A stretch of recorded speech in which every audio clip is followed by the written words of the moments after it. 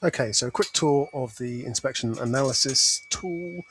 So this is used for the inspection agility tool, where you record your inspections and create schedules and photo schedules, all that sort of thing. So it comes with the tool as a package, and it simply analyzes all the data from all of your inspections. So on this tab, we've just got an about. This just tells you what the tool it is and how to get it to work. First thing we're going to do is select the files. So all of your files will already be stored in a single folder. So you just put the folder address in there and press Get Data. Then the tool will go to that folder and it will select all of the data and import that data.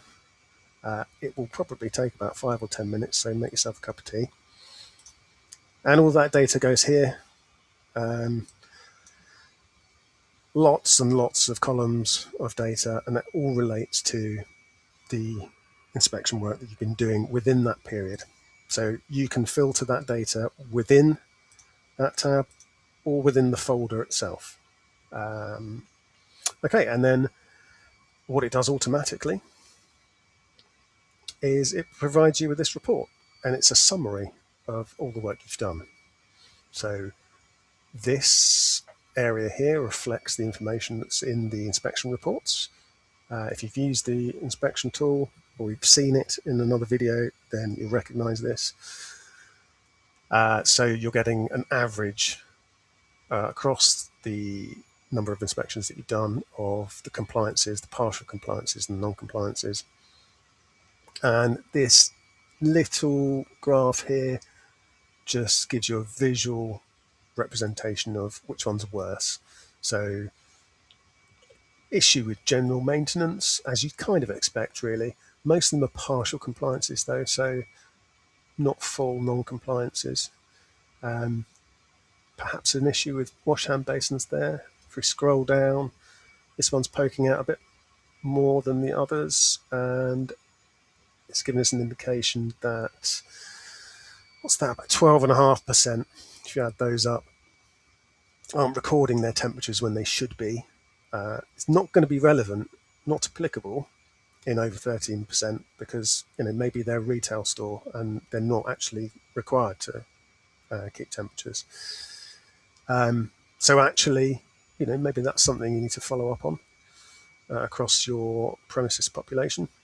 And scroll down a bit further, then another one could pick out here is date coding practices not followed, or here the matrix or the reference information, the information about the allergen information in, what's this, about 17% of cases is not either not available or not accurate.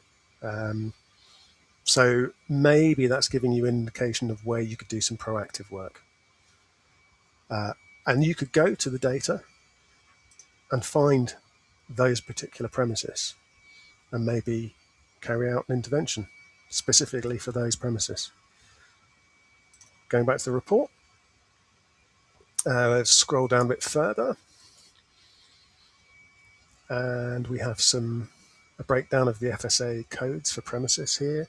So you can compare which premises are doing better than others, perhaps in hygiene, structure and management, or in the rating itself. So over here, we can see that, unsurprisingly, takeaway category is a bit lower.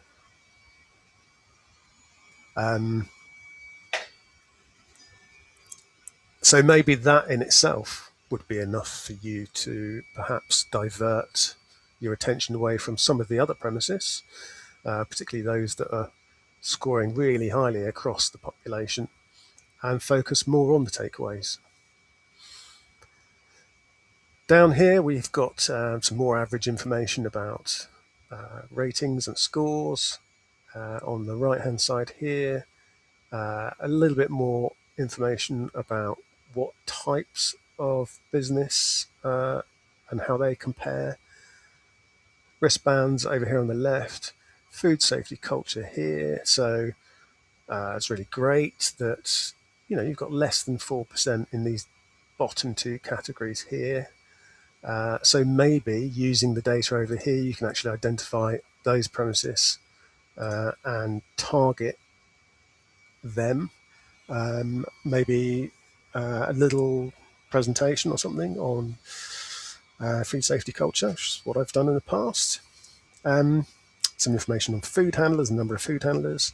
Here on the left, we've got style of cuisine and types of business. So this is entered, like everything else, into the inspection forms. And, this, as it stands, isn't that informative. But when you've done about 500, 600 inspections, maybe you're in a much bigger borough or you're combining your information with the neighbouring authorities, then this actually becomes a lot more intelligent when you're able to interpret it yourself. And then, maybe look at the compliance levels and, again, target different premises with different information. Over here, food safety management systems.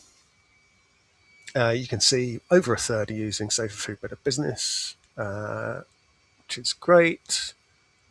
So, using the data again, you can just filter that information, find out which the premises are within this 36%, and maybe this Safer Food Better Business patch has a significant change. Well, you can email them all, couldn't you, using this information, knowing that they can be informed of the changes. Here we've got some time and motion data. So let me just delete that and show you how this works. All you're going to do is press the tally button, and there you've got a result of the average per inspection timing in minutes. And this is based on the FSA's time and motion. So this is built into the original inspection form so that it can be collated without you having to do it manually. Monthly output, this is just the number of inspections you're doing per month.